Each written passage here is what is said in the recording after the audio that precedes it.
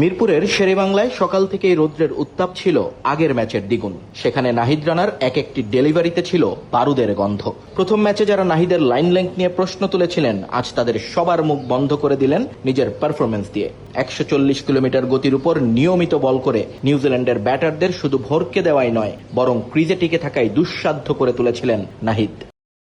ইনিংসের সপ্তম ওভারে হেনরি নিকলসকে 144.7 কিলোমিটার গতির এক অবিশ্বাস্য রিপার দিয়ে এলবিডব্লিউ করে নিজের শক্তির জানান দেন এই গতি তারকা।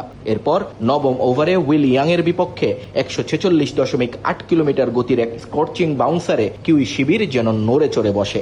অতিরিক্ত গতি আর বাউন্সে পরাস্ত ইয়াং এর ব্যাটের কানায় লেগে বল চলে যায় ব্যাকওয়ার্ড পয়েন্টে। নাহিদ হয়ে ওঠেন অপ্রতিরোধ্য। মিডল ওভারে যখন নিউজিল্যান্ড কিছুটা প্রতিরোধের চেষ্টা করেছিল, তখন ফের ত্রাতা হয়ে এলেন নাহিদ। মোহাম্মদ আব্বাসের বিপক্ষে তার সেই বাউন্সার আর লিটন দাসের অবিশ্বাস্য ক্যাচ বদলে দেয় ম্যাচের মোমেন্টাম।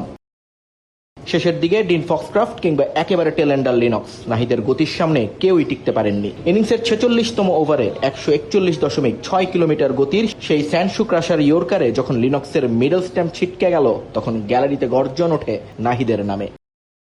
ওয়ানডে ক্যারিয়ারের দ্বিতীয় ফাইফারে নাহিদ শুধু সিরিজের সমতায় ফেরার সুযোগই তৈরি করেননি, বরং নিজেকে প্রতিষ্ঠিত করেছেন বাংলাদেশের ক্রিকেটের নতুন এক ভরসার প্রতীক হিসেবে।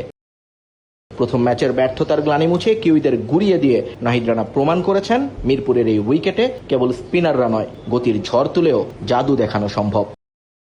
নিয়ন মোহাইমেন, সময় সংবাদ, ঢাকা।